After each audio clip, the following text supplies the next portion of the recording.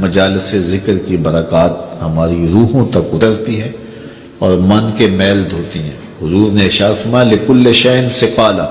وثقالۃ القلوب ذکر اللہ، ہر شے کا زنگ کسی نہ کسی شے سے اترتا ہے، دل بھی زنگ آلود ہو جاتے ہیں، تو جب دل زنگ آلود ہو جائیں تو یہ اللہ تعالیٰ کے ذکر سے اترتے ہیں۔ ایک روایت میں آتا ہے دلوں کے زنگ تلاوت کلام مجید سے اترتے ہیں، اور وہ بھی اللہ تعالیٰ کا ذکر ہے،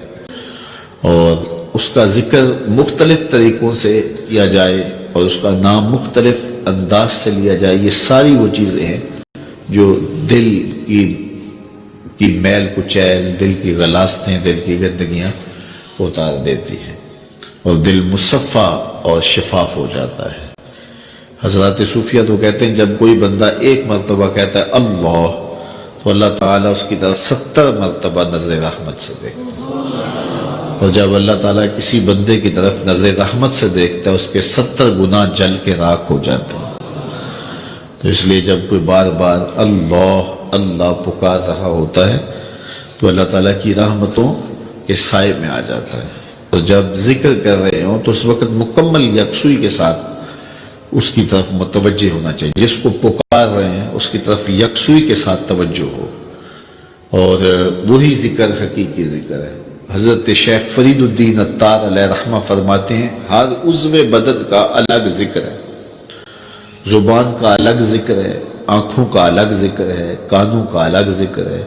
ہاتھوں کا، پاؤں کا، دیگر اعضائے بدنیہ کا الگ الگ ذکر ہے۔ اللہ کی نشانیوں کو دیکھنا یہ آنکھ کا ذکر ہے، استماع قول حق یہ کان کا ذکر ہے، قرآن مجید کی تلاوت کرنا، اس کا نام لینا یہ زبان کا ذکر ہے، دکھیوں کی مدد کرنا یہ ہاتھ کا ذکر ہے، نیک مجالس کی طرف چل کے جانا، مسجد کی طرف سفر کرنا یہ پاؤں کا ذکر ہے۔ تو مختلف اعضائے بدنیہ کا مختلف ذکر ہے، اور ہر وقت جو ہے وہ ذکر کے اندر انسان لگا رہے اور رب کی یاد کے سائے میں اپنی زندگی گزارے۔ یہ اس کی روح کی غذا ہے جو اسے باہم پہنچتی ہے، پھر اس کی روح مرتی نہیں ہے، اس کی روح جو ہے وہ شاد اور آباد رہتی ہے، بیمار نہیں پڑتی، روح کے اوپر زنگ نہیں چڑھتا، وہ پاکیزہ اور مطہر رہتی ہے۔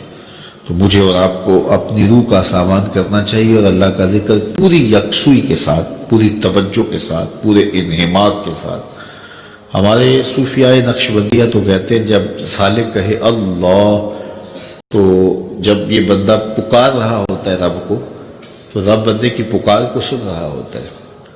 یہاں ایک سوال بھی کیا جاتا ہے، کچھ لوگ ذکر مجرد پر یہ بات کرتے ہیں کہ جب آپ کہتے ہیں اللہ تو اس کے بعد کچھ نہیں کہتے، پھر کہتے ہیں اللہ، پھر کہتے ہیں اللہ، تو جب کسی کو پکارا جائے تو پھر اس کو غرض بھی بتائی جاتی ہے نا۔ آپ مجھے آواز دیں، میرا نام لے کے، تو میں متوجہ ہو جاؤں گا آپ کی طرف، تو پھر آپ مجھے کچھ کہیں گے نا کہ جناب ہم آپ کے پاس آئے ہیں ٹائم لینے کے لیے یا کوئی اور غرض کے لیے، کسی اور مقصد کے لیے، تو وہ آپ غرض بتائیں گے مجھے۔ تو اگر آپ مجھے آواز دیں، مجھے رضا ثاقب کہہ کے پکاریں اور میں آپ کی طرف توجہ پذیر ہو جاؤں،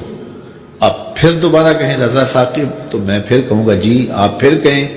تو 2-3 بار کے بعد میں اکتا جاؤں گا کہ میاں بات بھی آگے کرو، مجھے پکار رہے ہو بار بار تو بتاؤ کیا کہنا ہے۔ تو کچھ لوگ اس پہ قیاس کر کے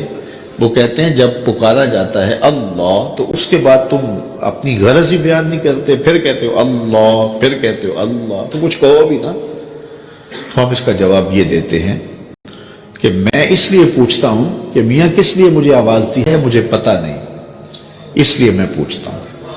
لیکن جب بیٹا، بچہ ماں کو کہتا ہے امی، تو ماں کو پتہ ہوتا ہے اسے دودھ چاہیے، سردی لگ رہی ہے اسے لحاف چاہیے، اس نے واش روم میں جانا ہے، اس کی کیا ضرورت ہے۔ ماں کو پتر کی ضروریات کا پتہ ہوتا ہے، بیٹے نے صرف اتنا کہنا ہوتا ہے امی، آگے امی کو پتہ ہے اس کو کیا دینا ہے۔ تو بندے کا رب کو پتہ ہے اس کو چاہیے کیا، بندہ کہتا ہے اللہ، رب کو پتہ ہے میرے بندے کو کیا چاہیے، تو آگے کہنے کی ضرورت نہیں ہوتی، رب ساری جھولیاں بھر دیتا ہے اور نظر رحمت سے نواز دیتا ہے۔ تو ہم ذکر میں اس کی توجہ مانگ رہے ہوتے ہیں. تو ہم اللہ کہیں تو قلب لا کھیلتے ہوئے دل سے کہیں تو برکات نصیب نہیں ہو پائیں گی.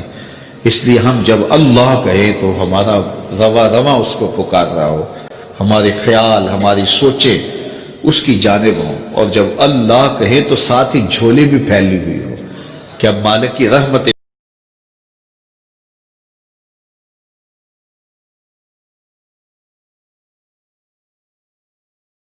Oh